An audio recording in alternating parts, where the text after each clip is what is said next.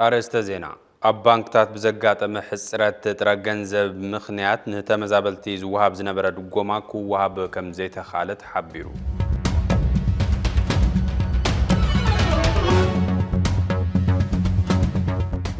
ودب سمرت حراج جوز يوم نزبولهم هزباو تكالات عمل كيتو مجلس هبو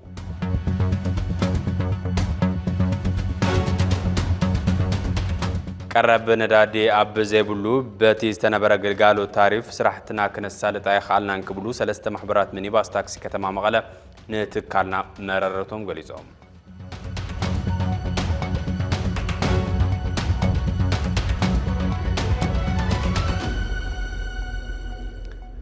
سلام تعنا بلي كبرات تخطاتلتنا دمسن تبي سلفجنا يلومي مشت زحزنا يوم زينا براخة جميرنا لنا نخد كتاتولنا بخبرنا الدم حبيركم تسن بلا اساس فلما ملقتي اقلقلوت فانو تقراي ناباخم كنبل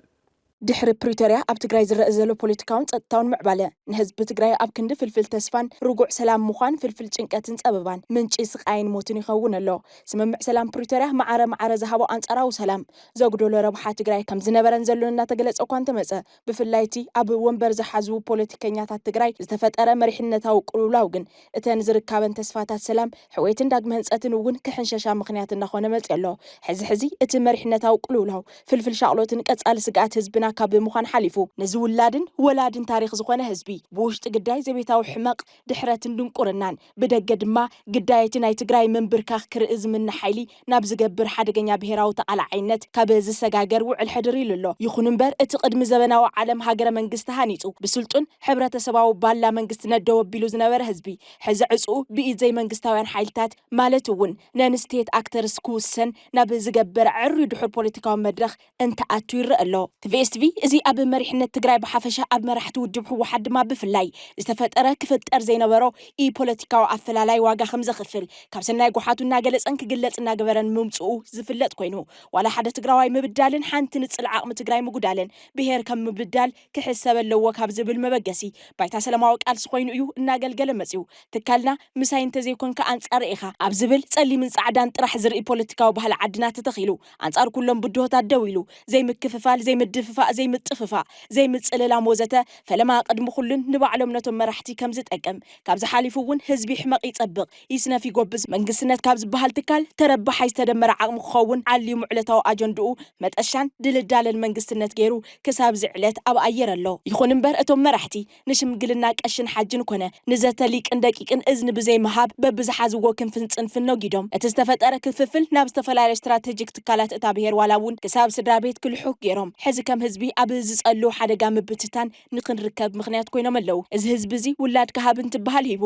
ስንቅኻ ቀርብ እንትበሃል ኣቐሪቡ ዕጥቅኻ ረክብ እንትበሃል ረኪቡ ነዚ መሪሕነት ዝኣሚኑ ዝከኣሉ ኩሉ ገይሩ ሕዚ እውን ዝኾነ ህዝቢ ክስኮሞ ይኽእል ምዃኑ ብዘጠራጥር መድረኻዊ ፈተና እናሓለፈ እንተሎ እቶም መራሕቲ ግን ጸርፍን ምድሃልን መስርሕ ፖለቲካዊ ገይሮም ይኸዱ ኣለዉ እዚ ኩነታት እዚ ነቲ ካብ ደገ ክመጽእ ዝኽእል ዝግመት ተጻብኦ ሰፊሕ በሪ ካብ ብምኽፋቱ ዝያዳ ነቲ ኣብ ውሽጢ ተደጊሉ ዘሎ ዘይተኣደነ መረረት ዘይተነብዐ ሓዘን ዘይተሓበሰ ንብዓት ሕቶ ልምዓትን ጠለብ ሓድሽ መድረኽን ብዘይ ተቆጻጸሮ መንገዲ ካብ ምብራዑ ብተወሳኺ መንእሰይ ትግራይ ትሕት እንትብል ኣብ መራሕቱ ልዕል እንትብል ኣብ ዓዱ ተስፋ ቆሪጹ ንፋስ ዓውዲ ክወስዶ ይገብር ኣሎ ከም ውጽኢቱ ድማ ስደት መናእሰይን ደቂ ኣንስትዮን ብርሰሰብ ሃፍትን ምሁራትን ሕዚ ዓበይቲ መግለጽታት ተዓዲ ይኾኑ ኣለዉ እቶም ብቐሽን ሓጅን ዝተሸምገሉ ኮነ ብሊቅን ደቂቅን ክላዘቡ ዝተገበሩ እሞ ምላሾም ስረይ ስረኻ ዝኾኑ ነዚ ታሪኻዊ ህዝቢ እዚ ክመርሑ ዕድል ዝረኸቡ ወገናት እዚኦም ባእሶም ጎነጾምን ህልኾምን ነድሮምን ንባዕሎም እውን ትጠቅመ ኣይተረኣየን ሕወሓት ዝኣክል ታሪኻዊ ውድብ ኣብ ክልተ ሰለስተ ኸፊሎም ሕጋውን ታሪኻዊ መንነቱ ኣብ ሕቶ እትዮም ከማ ሃይበሉን ትዲኤፍ ዝኣክል ብደም ህዝቢ ትግራይ ዝተሃነጸ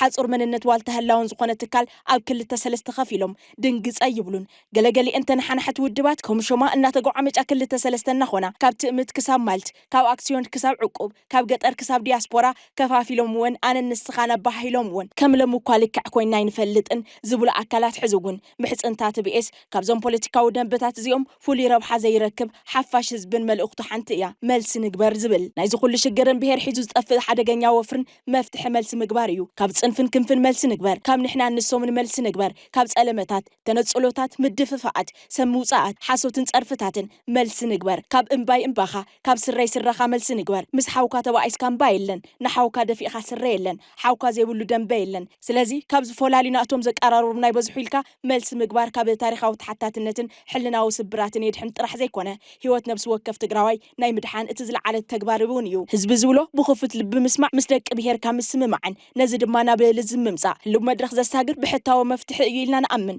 از امنت زي امنت كلهم نسمين كون ندو ገጾም ዝገብሩ ሓይልታት ብዘይ ምዃኑ ህዝቢ ትዝመረረ ዋጋ ይኸፍልሎ እዚ ገና ዘይተሓሰበ እንተ ተሓሲቡውን ዘይተጀመረ ቅዋም መራሕቲ እንተገደደ ሎሚ ክሳብ ሕዚ ክጅመረ ኣለዎ ዝብል እምነት ኣለና ጸለመታት ተነጽሎታት ምድፈፋኣት ስምውጻኣት ሓስወትን ጸርፈታትን ይኣክል ፈታዊኻ ጸላኢኻ ንምግባር ዝግበር ትጉህ ምንቅስቓስ ደው ይበል በብዕለ ጸላኢ ንምፍራይ ዝግበር ምልሓጽ ይኾኖ ኩሉ ንድሕሪት ገዲፍካ ናብ ዘተን ምርድኣን ናብ ምስማዕን ምስምማዕን ምምጻእ ግዜ ዘይህብ ጉዳይ እዩ እዚ ብምግባር ትግራይ ካብ ውሽጢ ምፍራስ ኮነ ካብ ደገ ምፍራስ ክድሕን ንወስን TBS ኤዲቶሪያል ኣብ ባንክታት ብዝገጠመ ሕጽረት ጥረ ገንዘብ ምኽንያት እንተመዛበልቲ ዝወሃብ ዝነበረ ድጎማ ክወሃብ ከም ዘይተኻለ ተሓቢሩ እዚ ዝተሓበረ ፕሬዝደንት ታደሰ ወረደ ምስ ሓላፊ ቤት ጽሕፈት ኦቻ መቐለ ዲስትሪክትን ኮሚሽን ሓደጋ ድልውነትን ኣብ ህልው ኩነታት ተመዛበልቲ ኣመልኪቶም ኣብ ዝዘተይሉ እዋን እዩ ተመዛበልቲ ናብ መረበቶም ተዘይተመሊሶም ናብ ዝኸፈ ሓደጋ ክእትወና ይኽእል እዩ ክብል እውን ፕሬዝደንት ታደሰ ገሊጹ ተመዛበልቲ ወገናት እኹል ምግቢ መድሓኒት መጽለሊ ክትባት ስለ ዘየለ ህይወቶም ኣብ ሓደጋ ከም ዝወደቐ ዝገለጸ እቲ ፕሬዝደንት ቅድሚ ናብ ዝኸፈ ሓደጋ ምሽግጋሩን ዝለዓለ ጸገም ምፍጣሩን ገበርቲ ሰናይ ትካላት ቀዲምኩም ትወስድዎ ውሕስና ክህሊ ኣለዎ ዝመጽእ ጸገም ንምቅላል ድማ ቀዲምኩም ክትሓስብሉ ይግባእ ክብል እውን ገሊጹ ወገን ግዚያው ምምሕዳር ትግራይ ተመዛበልትን ምምላስን ምስተመለሱ እግሪ ንክተኽሉን መደብ ምትእኻብ እቶት ከም ዝተጀመረ ዝገለጸ ፕሬዝደንት ታደሰ ዕላማት ምትእኻብ ድማ እቶም ተመዛበልቲ ናብ መረበቶም ኣብ ዝምለሱሉ እዋን ዝገጥሞም ጸገም ንምቅላል ተሓሳቢ ዝገበረ እዩ ኢሉ ሓላፊ ቤት ጽሕፈት ኦቻ ቅርንጫፍ ትግራይ ፒተር ቦጎኑ ካብ ለገስቲ ሃገራት ክርከብ ዝነበረ ሰብኣዊ ሓገዝ ጸገም ከም ዝገጠሞም ገሊጹ ኣብ ትግራይ ኣብ ባንክታት ናይ ጥረ ገንዘብ ሕጽረት ብምግጣሙ ንተመዛበልቲ ክንሕግዝ ኣይከኣልናን ይኹን እምበር ዝተወሰኑ ገበርቲ ሰናይ ትካላት ከም CRS IRC NRC ዝበሉ ካብ ፌደራል ብቐጥታ ጥረ ገንዘብ ብምምጻእ ነጸገም ኣብ ምቅላል ጅማሮታት ከም ዘለው ተሓላፊ ቤት ጽሕፈት ኦቻ ገሊጹ ናይ ነዳዲ መድሓኒት ክትባት ቀረብ ምግቢ ዝኣመሰሉ ጸገማት ብሰፊሑ ከም ዘጋጠሙ ዚን ምፍታሕ ኣብ ጻዕሪ ከም ዝርከቡ ናይ ዘላቕ መፍትሒ ንምምጻእ እውን ግደ መዳርግቲ ኣካላት ልዑል ጠመተን ሓገዝን ከም ዘድሊ ሓቢሩ እጸብጻብ ዚ ናይ ቤት ጽሕፈት ፕሬዝደንት እዩ ማያ ሰራሕተኛታት መንግስቲ ንምኽፋል ተጸጊመ ኣለኹ ክብል ግዚያዊ ምምሕዳር ትግራይ ኣብ ዘውጽኦ ደብዳቤ ሓቢሩ ግዚያዊ ምምሕዳር ትግራይ እዚ ዝገለጸ ብ24 ለካቲት ንኹለን ኣብ ትግራይ ዝርከባ ኣብያተ ዕዮ መንግስቲ ኣብ ዝለኣኹ ዕላዊ ደብዳቤ እንትኸውን ማያ ሰራሕተኛ ንምኽፋል ዘኽእል በጀት ከም ዘይብሉ ብምግላጽ መምርሒ ስራሕ ሂቡ በጀት ካብ ፌደራል ብዘይምልቃቑ ማያ ሰራሕተኛ ንምኽፋል ከም ዝተጸገመ ዝገለጸ እቲ ቤት ጽሕፈት እኹል ገንዘብ ማያ ክሳብ ዝርከብ ናይ ስራሕ መካየድን ካልኦት ክፍሊታት እንጠጠው ንክብል ገይሩ ስራሕ እናሰርሕ ምምፁ ግዚያዊ ምምሕዳር ትግራይ ዘኻኺሩ ከም ሓበሬታት ቤት ዕዮ ካልኦት ወጻእታት ጠጠው ክብሉ መምርሒ ከም ዝሃበን ናይ ወርሒ ለካቲት ምኽፋል ከም ዝተጸገመን ሓላፍ ዘላፈ ኣሰራርሓ ንከይህሉን ናይ ወርሒ ለካቲት ማያ ጠጠው ንክብልን ኣዝዩ ዘሎ ብወሳነ ግዚያዊ ምምሕዳር ትግራይ ሰራሕተኛ መንግስቲ ናህር ዋጋ ዕዳጋ ብዝወሰኸሉን ገዛ ኪራይ ክፍሊት ኣብ ዝመጸሉን ዝተወሰነ ምዃኑ ንህይወት ኣማይ ተሽሓት ሰራሕተኛታት መንግስቲ ፍልፍል ሻቅሎት ኮይኑ ኣሎ ውድብ ስምረት ሓራጅ ወፂኦም ንዝበሎም ህዝባዊ ትካላት ኣመልኪቱ መግለጺ ሂቡ ኣብ መግለጺኡ እቶት እቲ ሓራጅ ንህዝባዊ ዕላማን ረብሓን ዘይኾነስ ንጸቢብ ረብሓ ጉጅለ ዘውዕል ብዝብል ንሰብ ሃብቲ ከጫረቱ ምዒዱ ተወሳኺ ኣለና ናይ ወርሒ የካቲት ማያ ሰራሕተኛታት መንግስቲ ከይኽፈል ምእዛዝን ካብ ሕድሕድ መንግስት ሰራሕተኛ 20 ደሞዝ ክቁረጽ ምግባር ነነባዕሉ ዝጋጨውን ሃፍቲ ህዝቢ ንኻሊእ ዕላማ ንምውዓል ዝግበር ስልትን ይክብል ውድብ ዲሞክራሲያዊ ስምረት ሎሚ ኣብ ዘውጽኦ መግለጺ ይኸስስ ካብ ኩናት ወጻኢ ክነብር ዘይኽእልን ጉጅለ ድሕረትን ኢሉ ንጸውዖ ሓይል ደጋጊሙ ብምጥቃስ እቲ ተግባር ዝኾነነ እቲ ውድብ ንመሳለጢ ኩናት ዘውዕል ሃፍቲ ተፈጥሮ ብምጉሕጓሕ ናይ ገጸርን ከተማታትን ሰፋሕቲ መሬታት ብዘይ ኣግባብ ብምሻጥ መንግስታዊ በጀት ኣብ ዘይምውዓሉ ክምደብ ምግባር ሃፍቲ ናይቲ ክልል ክባኽን እናሰርሐ ጸኒሑ ይክብል ኣብ መግለጺኡ ኣቕሚጡ ሓደ ገጽ ናይ ካቲት 2018 ደሞዝ ከይኽፈል ኣዚዙና ኣለዎ ብኻልእ ገጽ ድማ ካብ ሕድሕድ መንግስቲ ሰራሕተኛ ወርሓዊ ደሞዝ እንተነኣሰ 20% ክቁረጽ መደብ ኣውሪዱ ክብል ብትረት ዝወቅስ መግለጺ ውድብ ስምረት እዚ ከይኣክል እቶት ምትኻብ ብዝብል ገንዘብ ንኽዋጻእ ብዘካየዶ መጠነ ሰፊሕ ጎስጓስ ከይሰመረሉ ምስ ተረፈ ኣብ ትሕቲ መንግስቲ ዝመሓደሩ ዝነበሩ ገዛውትን ታሪኻዊ ቅርሳትን ከይተረፈ ንምሕራጅ ይሸባሸብ ኣሎ ክብል ወግዓዊ ክሲ ኣቕሪቡ ኣሎ ቤት ጽሕፈት ኤፍኤም መቐለ መነን ሆቴል ሜጋ حتمت ኦርኬስትራ ፖሊስ ኣብ ኩሓ ዝርከብ ትርንጎ ሆቴል ንኻልኦት ሰፋሕቲ ሕዝቶ ዘለዎም መሬትን ዝርከብዎም ብርክት ዝበሉ ሃፍቲ ህዝቢ ትግራይ ዝኾኑ ትካላትን ንተሓባበርቶምን መሻርክቶምን ንዝኾኑን ሰብ ሃፍቲ ግልጽነት ብዘይብሉ ውሽጢ ክሕርጅዎ ይሰርሑ ኣለዉ ክብል ውድብ ስምረት ሎሚ ኣብ ዘውፅኦ መግለጺ ሓቢሩ ዘሎ ነዞም ናይ ህዝቢ ሃፍቲ ዝኾኑ ቆምቲ ንብረት መንግስቲ ካብ መሓድሮም እምበር ናብ ሳልሳይ ወገን ከም መሓላልፎም ከም ዘይኽእል ብኣዋጅ ዝተኸልኸለ ኮይኑ እናሃሎ ሕጊ ብምጥሓዝ ዝፍጸሙ ተግባራት ተሓታትነት ዘስዕቡ ምዃኖም እውን ስምረት ኣዘኻኺሩ የሕጊ ምጥሓዝ ተግባር ኣብ ግምት ብምእታው ኣብዚ ተስፋ ዝቆረጸ ጉጅለ ድሕረትን ጉሕለትን እናበለ ዝገለጾም ኣካላት መሳርሒ ብምዃን ብውልቀ ተመልሚልኩም ተሳተፉ ዘለኹም ሰብ ሃፍቲ ብምሉእኹም ተጫሪትና ዝሰዓርና እዩ ዝብል መከራኸሪ ሓሳብ ተቐባልነት ከም ዘይብሉ ፈሊጥኩም ብህጹጽ ካብዚ ዓይኑ ዘፍጠጠ ጉሕለት ክትቁጠቡ ኣጥቢቕና ነተሓሳስብ ይብል ውድብ ስምረት ውድብ ወሲኹ ነዚ ጻውዒትን መተሓሳሰብን ዕሽሽ ብምባል ኣብዚ ሕጋዊ ጨረታ ኢዱ ዝሓወሰ በዓል ሃፍትን ኣብ ጥፋኣት ውግእ ትግራይ እዚ ድሕር ጉጅለ ኢዱ ከም ዝሓወሰን እጃሙ ከም ዘበርከተን ጌርና ንወስድ ኣለና ክብል መጠንቀቕታ ሃይቡ እዚ ጉዳይ እዚ ናይ ሕጊ ተሓታትነት ከም ዘስዕብ ነፍልጥ ኣለና ክብል ዘጠንቀቐ ትውድብ ኣብዚ መዳይ ባንክታት እውን ዝኾነ ይኹን ሜላ መስርሕ ባንክታት ተጠቂመን ኢደን ከየትዋ ክብል ኣተሓሳሲቡ ነቲ ሓንሳብ ገበነኛ ካልእ ግዜ ድሕር ጉጅለ እናበለ ዝፅውዑ ሓይሊ ተሪር ነቐፌታ እንተልዕል ዝድመፅ መግለፂ ትውድብ ኣብዚ ተስፋ ብምቑራፅ ትግራይ ተመላልዩ ንክጠፍእ ኣብ ጫፍ ገደል በፂሑ ዘሎ ጉጅለ ድሕረት ኣብ ዘካየዱ ዝሕጋዊ መስርሕ ሓራጅ ዝኾነ ይኹን በዓል ሃፍቲ ኢዱ ከይሓውስ ብዝተወደብ መልክዑ ክትምዕዱ ክትከታተልዎም ብጽንዓት ክትቃለስውን ንመላእ ህዝቢ ትግራይ ብሓፈሻ ድማ ነደለይቲ ለውጥን ንጽውዕ ይብል እቲ መግለጺ ውድብ ስምረት ኣብ ትግራይ ውድባዊ ስራሕቲ ንምስራሕ ዕንቅፋት ገጢሙን ብዝብል ኣብ ኣዲስ ኣበባ ጉባኤ በመክያድ ኣብ ፖለቲካ ትግራይ ዝነጥፍ ሓድሽ ውድብ ምዃኑ ይፍለጥ ቀረብ ነዳዲ ኣብ ዘይብሉ በቲ ዝነበረ ግልጋሎት ታሪፍ ስራሕትና ክነሳልጥ ኣይከኣልናን ክብሉ ሰለስተ ማሕበራት ሚኒባስ ታክሲ ከተማ መቐለ ንትካልና መረረቶም ገሊጾም እቶም ሰብ ማሕበር ናይ መለዋወጢ ኣቕሓ ብምንሃሩ ምኽንያት ኣታውን ወጻኢ ስራሕትና ክመጣጠን ኣይከኣልን ክብሉ እውን ይገጥሞም ዘሎ ጸገም ኣብሪሆም ተደራረብትን ክፍትሑ ዘይከኣሉ ጸገማትን እትስሩዕ ስምሪት ጠጠው ንኽነብል ምኽንያት ይኸውን ስለ ዘሎ ሕብረተሰቡን ክፈልጠልና ይግባእ ክብሉ እቶም ኣባላት ወሲኾም ሓቢሮም توسخ لنا حطنا مستحز له وقتها ونتاس ستحازي نحنا سلسة محاوراتنا كتما مغال مينيباس تاكسينا ያው ንብርክት ዘለ ጊዜ ግልጋሎት ታክሲ ከም ነቢ ፍለጥ እዩ እዚ እንደገና مستحز ዘሎ ናይ ነዳድን ኻሊን ጉዳያት ታሪፍ ንነውሕ ዘለ ጊዜ ናትሰርሐ ናተመሓይሸ ምስተወቅቱ ናትሰርሐ ይዝመጽእ እዚ ግን ታሪፉን ንነውሕ ዘለ ጊዜ ተሰሪሑ ኣብ ተግባር ክውዕል ይኽኣለን ምሱ ጎና ኸዓት ናይ ነዳድን ናይ ስፔር ዋጋ ያው ብትሕዚ ንሪኦ ዘለና ካብ 100 ከባቢ ተላዒሉ ናብ 350 ከባቢ በፂሑ ን1 ሊትሮ ስለዚ ግቡእ ግልጋሎት ንኽንህብ በቲ ዘሎ እዚ ወቕታዊ ዋጋ ግልጋሎት ክንህብ ስለዚ ይኽኣልና ምምሕዳር ቅልጡፍ ፍታሕ ክህብ እዩ ጠቕላላ ሕቶና ማለት እዩ ስለዚ ስርዓት ናይ ታክሲ ብዝነበረ ክነቐጽል እንድሕር ኮይና ነዚ ወቕታዊ ዝምጥን ሰመጣጠና ክፍሊት እንተሕብረተሰቡን ዘይጎድእ ተንመኻይኑን ዘይጉዳሉ ታሪፍ ወፂኡ ትግልጋሎት ክነቐጽል እዩ ናህና ሕቶ ተዘይ ኮይኑ ግን በቲ ዘሎ በቲ ዝነበረ ዋጋ በዚ ሕዚ ንገዝኦ ዘለና ነዳድን ክመጣጠን ስለዘይኸኣለ ዝተለመደ ስሩዕ ግልጋሎት ክንህብ ንጽገም ኣለና እያታ ሕቶና ማለት ያው ናብዚ ሚድያ ዘምጻና ያው ኣብ ከተማ መቐለ ሰለስተ ማሕበራት ታክሲ ኣለና ስለዚህ ማሕበራት ናይ ታክሲ ያው ንፍለጢና ጠንካራታት ማሕበር እየን ሰለስቲአን ማሕበራት ታክሲ ህዝቢ ናብ ዘምጻና ግን ያው ታሪፍ ተጸኒዑ ተባሂሉ ልዕሊ 6 ወርሒ ጽንዓቱ ዝተወደአ ታሪፍ ኣለና እዚ ታሪፍ እዚ ተደጋጋሚ ክወሃበና ሓቲትና ክወሃበና ይከኣለን ኣብ እስ ነበረቶ ተወሰኸቶ ኮይንና ህዝውን ትነዳዲ ከምቲ ዝተባሃለ ልዕሊ 300 ኣትይሎ ስለዚህ ህዝቢ ከነገልግል ኣብ ዘይንኽእለሉ ደረጃ በፂሕና ኣለና ማለት እዩ ስለዚህ نحنا حزب خنقلقل انتقينا اتزل وقتها خنوتات زغنازه برغط حبرسون ችግርኒዮ ይርዳና ዘይርዳና ኮይነ ይኮነ ግን ንሕናውን ከነገልግል እንተኮይና ዳቦ መግዝ ዝኮን ሒዝና ክንአት ክንክለለና ተዘየለ ግን በት ዝነበረ ታሪፍኩም ተሰርሑና ተባሃልና ህዝቡን ንንጋላታ ዓለና ንወጽዕ ዓለና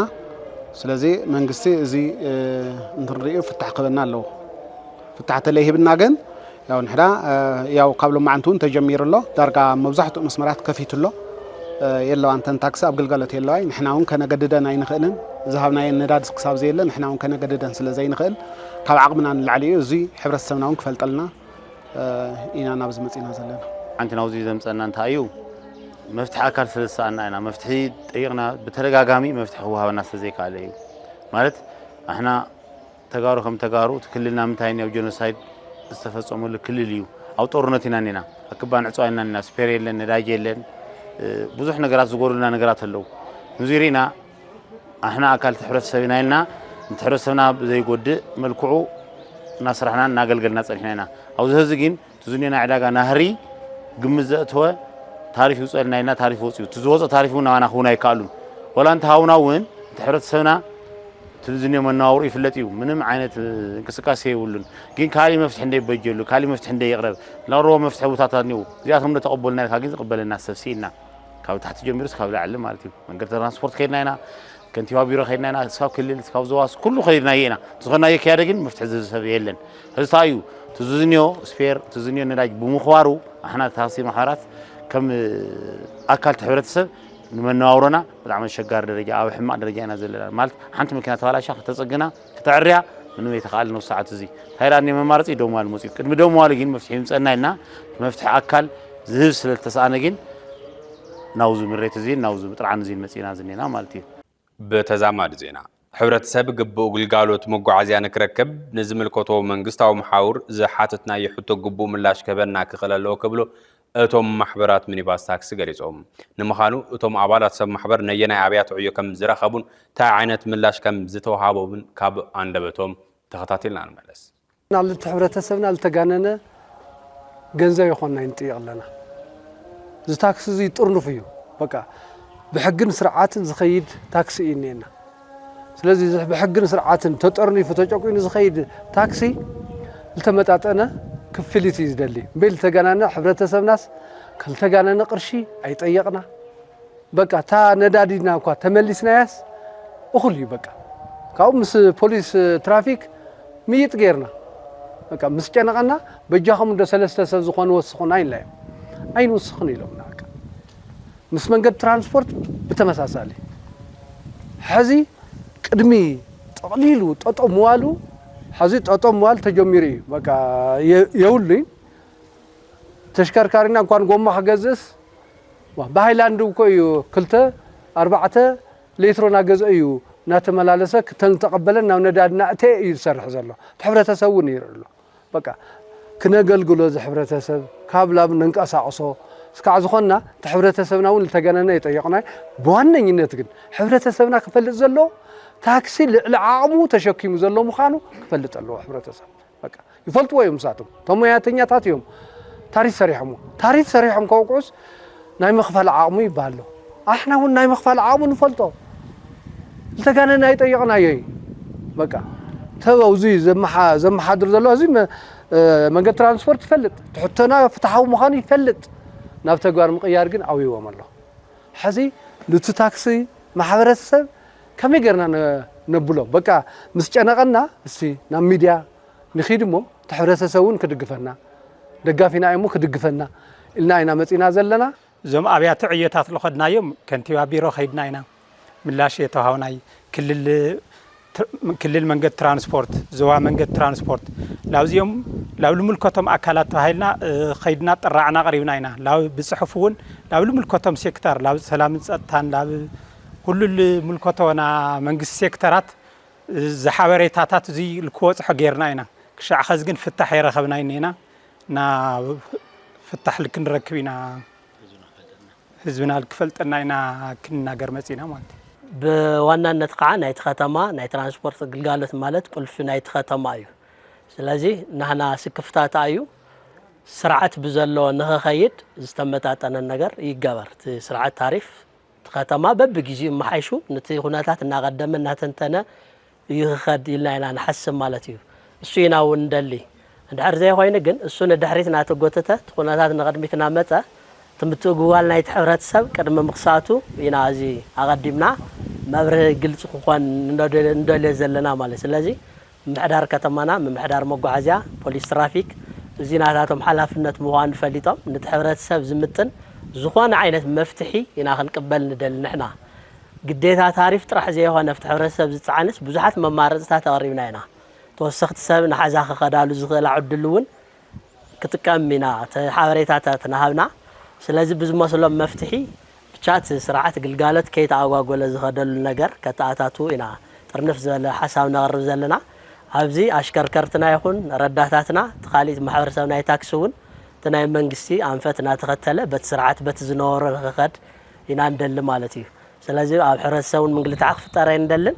እቲ ታክሲ ማሕበረሰብ እውን ክጉዳይ እንደልን ነዚ ኣማእኺሉ ቅልጡፍ ምላሽ ካብ ምሕዳር ከተማና ኢና ንፅበ ማለት እዩ ኣብ መወዳእታ ቲቢኤስ ቲቪ ስሩዕ ፈነወ ካብ ዝጀመረሉ እዋን ፈሊሙ በቦወርሑ ፍሉይ ናይ ትኩረት ኣንፈት እናነፀረ ዜናን መደባትን ቀሪፁ ኣብ ምፍናው ምፅንሑ ይዝከር እዚ ሒዝናዮ ዘለና ወርሒ ለካቲት ኣብ ትግራይ ንዝሓለፉ 5 ዓመታት ዝቐፀሉ ዓበይቲ ህዝባዊ ፀገማት ሕዚ እውን ስፍሓትን ዕምቆትን ወሲኾም ይኸዱ ምህላዎም ስዒቡ ይፈርዝ ዘሎ ክብሪ ብሄር ይሃስስ ዘሎ ድሙቕ ታሪኽን ይብተን ዘሎ መንነታዊ ባታን ስግኣት ኩናት ተሓዊስዎ ክፈጥሮ ኣብ ዝኽእል ውድቀት ዘድህበ ኮይኑ ሕሰብ ኩናት ኣብ ምቅላሕን ዋጋ ሰላም ኣብ ምውግላህን ትኩረት ዝገብር እዩ በቀንዱ ኣብ ልሂቃንን ፖለቲከኛታትን ተዓዲ ዝረኣዩ ዘለዉ ተኽንታት ተቃርኖታትን ረብሓ ህዝቢ ሒዞም ዝኸዱ ገነፃትን ክእረሙ በዚያ ቢልካ ድማ ኣብ ምጥጣዕ ክብሪ ብሄርን ሓለዋ መንነትን ትኩረት ጌርና ክንሰርሕ ይግባእ ንብል እዚ ምግባር ስግኣት ኩናት ኣብ ምንካይ ዓቕሚ ብሄር ኣደላዲልካ ባልላ ሰላም ኣብ ምድልዳል ዓርሱ ዝኽኣለ ግደ ከም ዝፃወት ንሓስብ ትግራይ ካብ ኣትያቱ ዘላ ኩለ መዳያዊ ፀገም ክትወፅእን ህዝብና ናብ ግቡእ ክብሩ ክምለስን ኣብ መንጎ ኣሕዋዝ ዝህሉ ሰናይ ኣገዳስ ምስ ደጋዊ ሓይልታት ዝግበር ልዝብ ኣዋፃይ ምዃኑ ዝኣምን ትካልና ሕሰም ኩናት ዝምልከቱ ዝተፈላለዩ ትሕዝቶታት እናቐረፀ ይፍንው ኣሎ ጠቕላላ ዜናን መደባትን እውን ናብዚ ናይ ትኩረት ኣንፈት ዘነፃፀረ ክኸውን እዩ እንድሕር ዘይሓበርና እዚ ይምልክቱ መሪሕነት ምጥፋእ ማለት እዚ ድልየቶም ኢና ነማልእ ኣለና ሓደ ነገር እኮ ከዚ ክንሪኦ ተለና እኮ ኣብ ትግራይ ወፅሕ እንዲያ ከዚ ሽግር እኮ ኣብ ትግራይ ዝውፅሕ ኣለዉ ከዚ ኩላ እኳ ትዕፀላ የተረደና ኢና ብከዓፅውስ ክፍቲ ቦታ ሂብና እዮም ባዓርስና ድልየቶም ክገብሩ ገሊኦም ምስኦም ኮይና ገሊኦም ምስትዮም ኮይና ድልየቶም ክፃወትና እቲ ሓድነትና ስለ ዘፍርሖም እቲ ሓድነትና ጅግንነትና ስለ ዘፈለጠ እግዚኣብሔር ምሳና ስለ ዝነበረ ካብዚ ኩሉ መንከራ ካብዚ ኩሉ መዓት ወፂና ካልኣይ ላውዚ ተባታቲና እዚ የዋፀና ሰላም ሙነ የምፅን ማለት እዩ ካብ ኩሉ ሕማቕ ባዕልካ ምጥፋእ እዩ ሓቢርካ ኳስ እንስሳ ኳስ ተሓብር ተሓንቲ ዘርእስ ሓደ በላዕ ክመፃት ኣሎ ሓቢራ ተብል ማለት እዩ ተጋሩ ከዚ ሓቢርና ኩላትና ሰላም ኢና ክንብል ዘለና ማለት እዩ መራሓይ ክህልወና ግዴታ እዩ መራሓ እንድሕር ሃሊና ተዛቲና ተማኺርና ሰላም ሰቢኽና ሰላም ዘይኮነሉ መንገዲ የለይ سلام بلغي كل تدقنا نواريغي ولدن ولد نبالغي عد عباس نيرو عد مرعى عد عبيتي عد منسي نيرو عد مرعى عد تستاي نيرو عد طعام